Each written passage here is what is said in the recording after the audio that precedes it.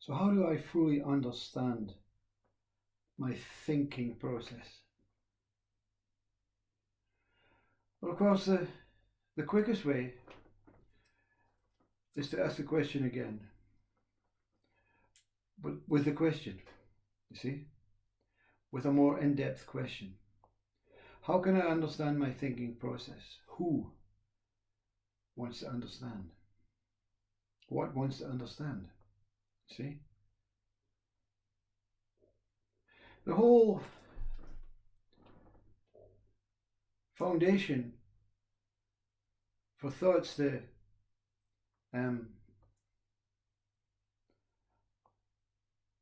demand a position is to say, well, stop questioning.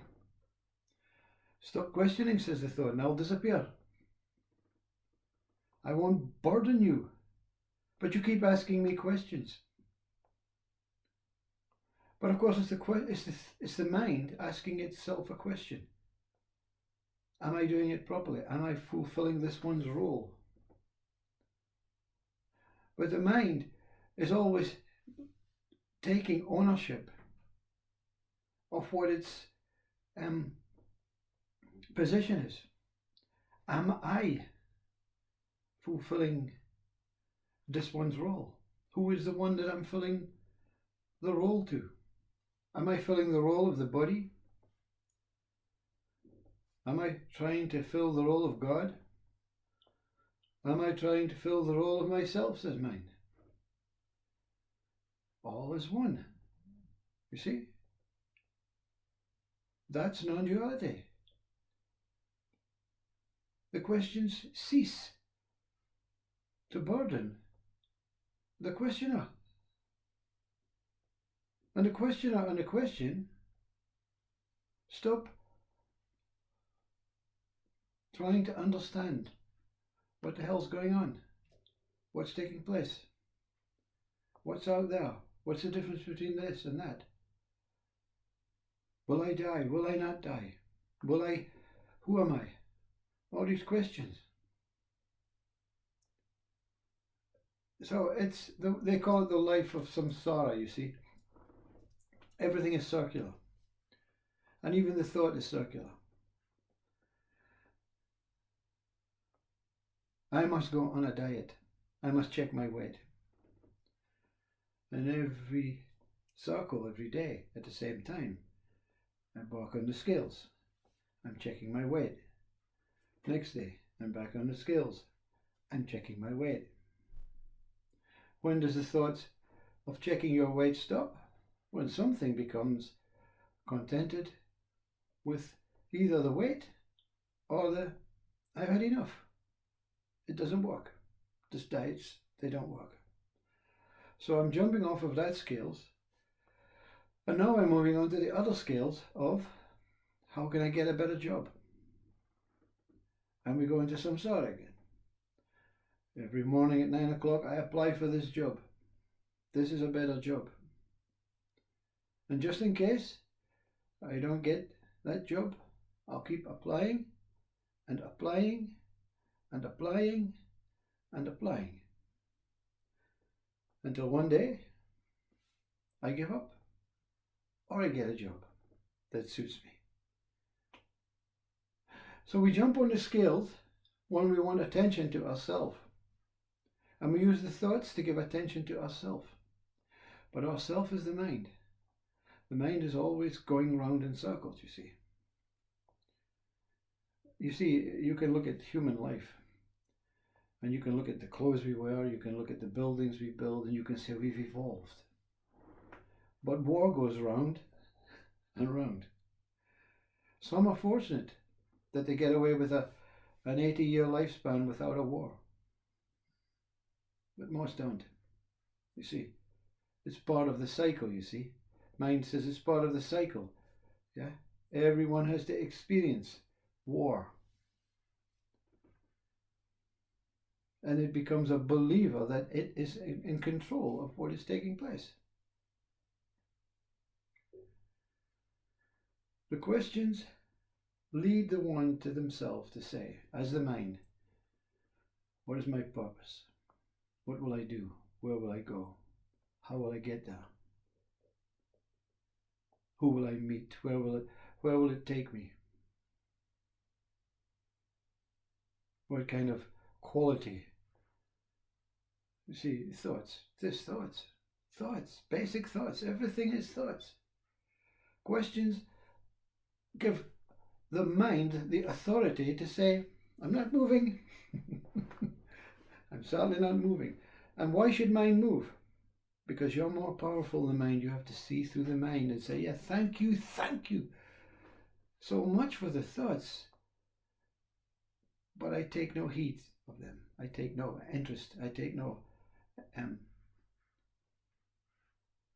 I see no value in them. But I don't see the undervalue of them appearing for me. And it's called temptation, you see. And the mind will tempt you, you see. The mind will tempt you and say, oh, so you don't need me. Oh, so you don't need me, yeah. Well, I'm telling you this. If you listen to this thought, you'll realize you need me. If you go around that corner there at the end of the street, you'll find the most beautiful partner, whether you're a man or a lady, whatever you're looking for. It's there. All you got to do is walk, go. It's fine to seek. Temptation. And the mind then comes in from the other angle and different thoughts. What if it's true? What have I got to lose? I'm only walking. Yeah.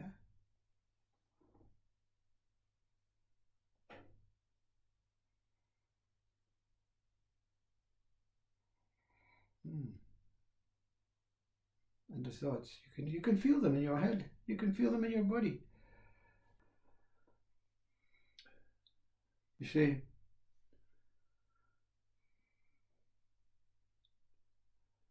how do you remove the thoughts, Mr. Speaker? You see, how do you remove thoughts? You see, you can't remove thoughts. You have to see through them, you see. But you know, the great saints, the great ones who also have transcended the power of thought. You see, the power of thinking, you see. Let's look at the power of thinking before we look at how these great saints have overpowered them, you see. The power of thinking is to absolutely believe that I am this person and that I have control over my thoughts, my life, my existence, my body.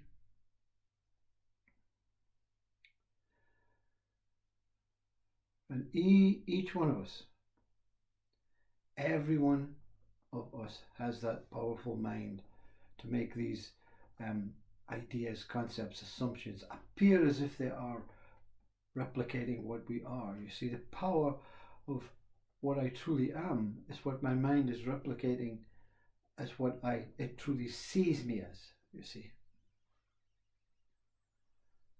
But the mind in its truth does not see you as something special, as a definitive form, a definitive person, definitive soul, definitive way. Doesn't see you as way up here or way down here. It just sees you as peace and tranquility and pure, contented, loving being. And that being only represents itself here as it is. And the mind replicates it truly as what it represents itself. The mind projects that same representation.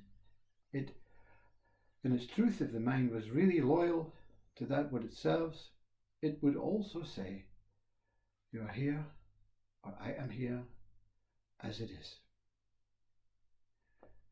What greatness the mind thinks it can deem useful in a planet made of earth and rock and form. A little planet in in relationship to the scale of thousands of galaxies. I mean, the mind thinks it is minuscule. So let's make this planet great. Let's make I great. Let's make life great, you see? Not here as it is, not the acceptance of what is taking place as it is. It wants to reign its power, you see?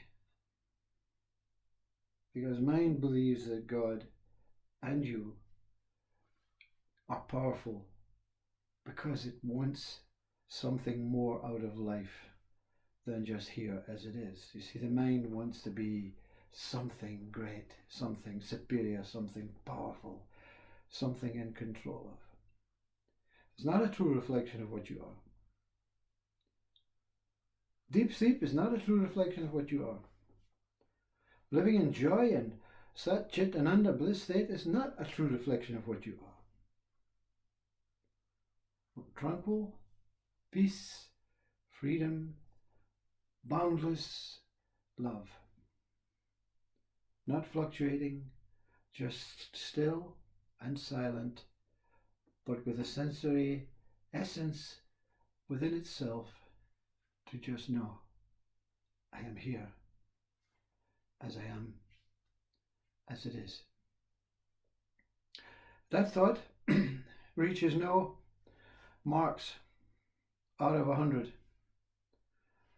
It doesn't come up to 100.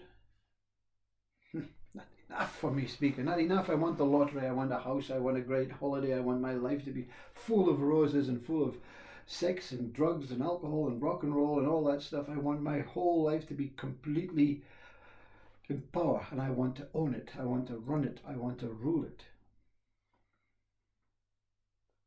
Order zero. I'm nothing.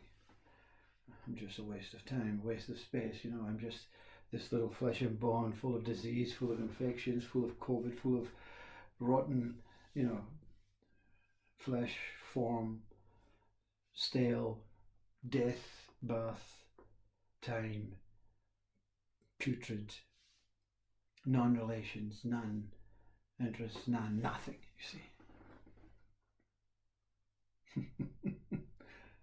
Which of these two thoughts does it for you, you see?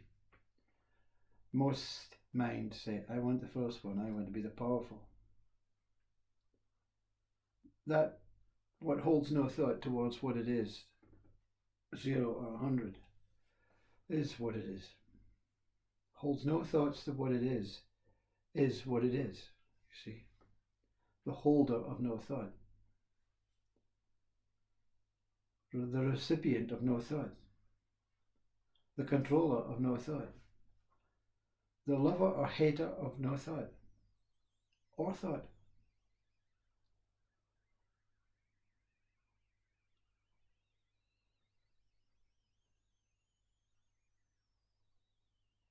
See, when the mind stops operating, let's look at the saints, the actual practice, the method to getting into this stateless state where there is no thinker, no thoughts, no me, no I, no you, no world, but everything is as it is. What can that be? How can that be? It has to be one or the other, you see. They tell you, when a thought comes,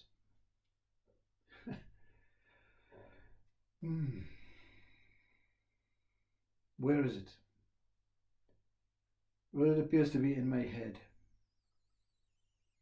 What's it doing? It's not shifting. It's causing me anguish. It's causing me doubt. Where is it now? It's in my head.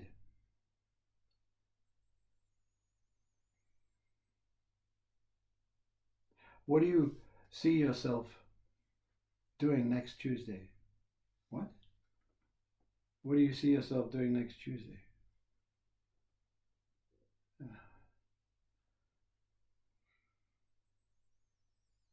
I think I'm working.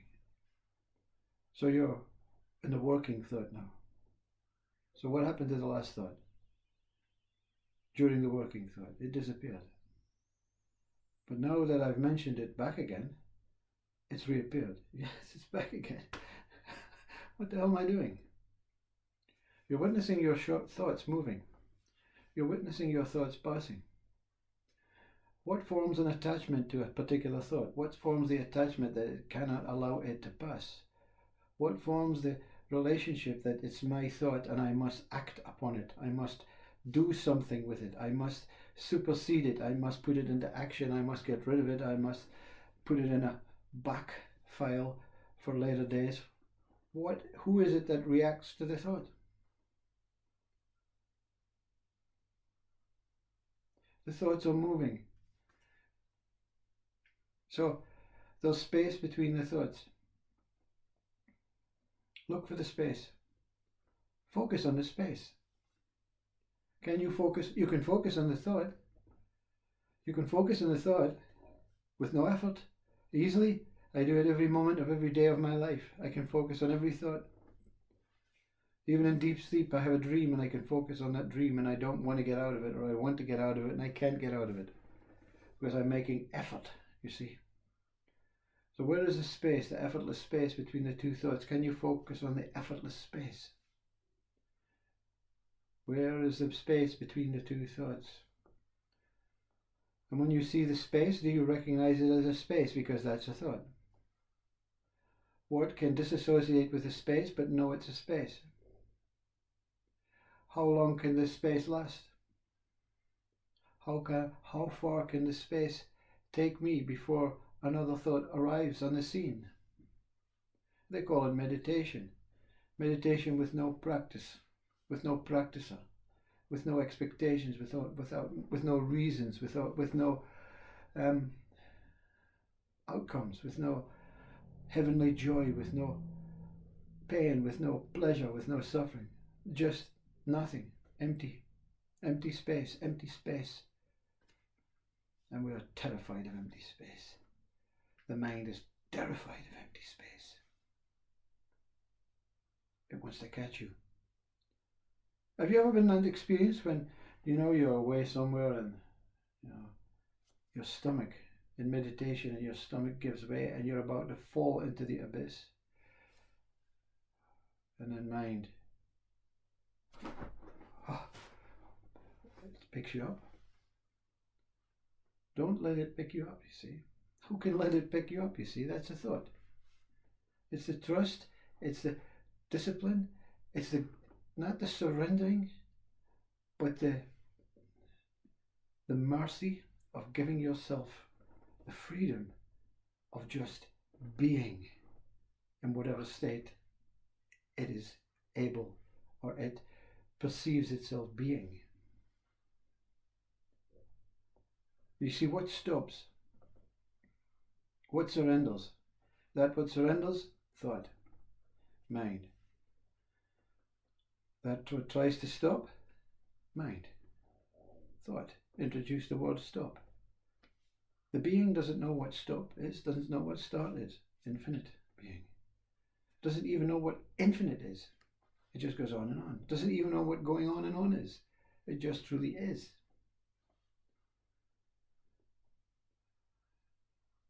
The space between the thoughts takes you to the root of the thoughts, which is the abyss, which is that what I does not want to experience. That's God taking the I out of the experience before it cleanses. You see, when you become detached to religion, spirituality, atheism, the body, everything, when you become detached to the thoughts, you become detached to the mind, you become a soulful soul, just, I don't know, there's no words that can express this peace, this tranquility. But what this detachment is, anything that your mind perceives or reads or acts upon, it sees through it, you see. It sees through it. When the quotation is, the earth is round makes no attempt to argue against it, to support it, to believe it. It's just a noise, it's just a vibration. The earth is round. Thank you. And then Ramana Maharshi, not this.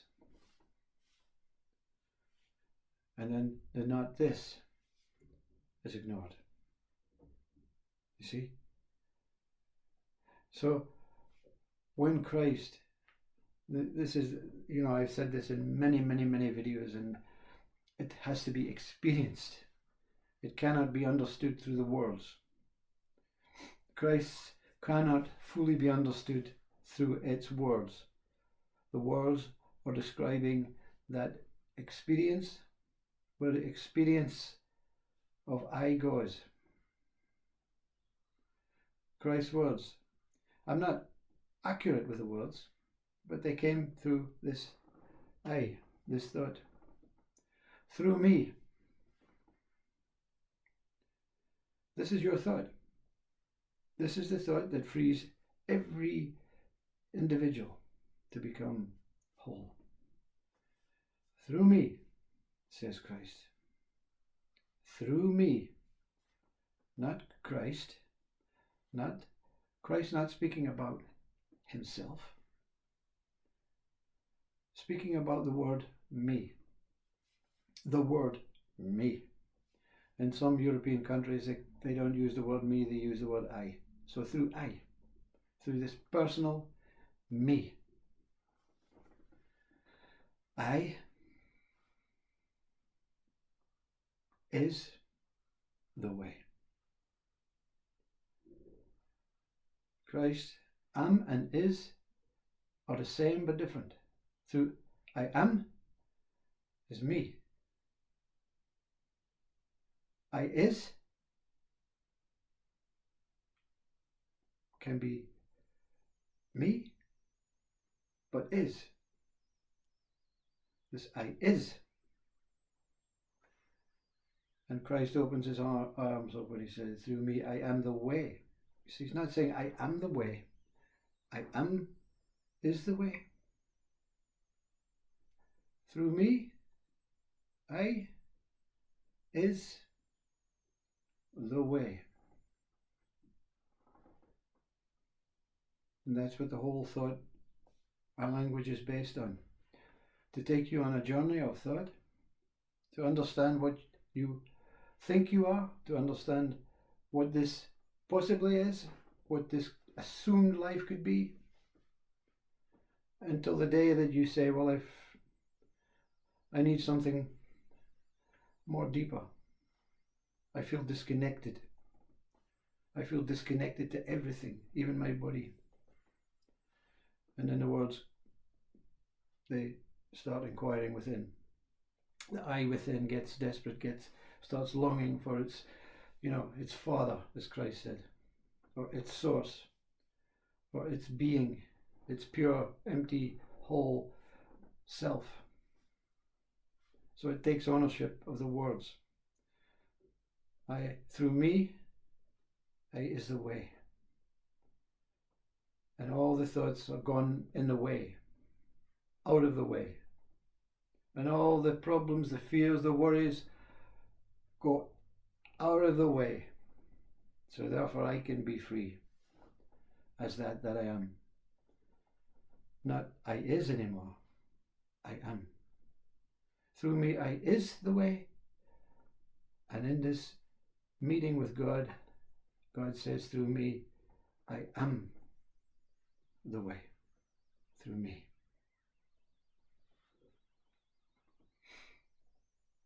All thoughts, all based on experienced emotions, sensory activities, ideas that past exists, that future exists, but everything that is experienced, even the thought, cannot be experienced in the past right now.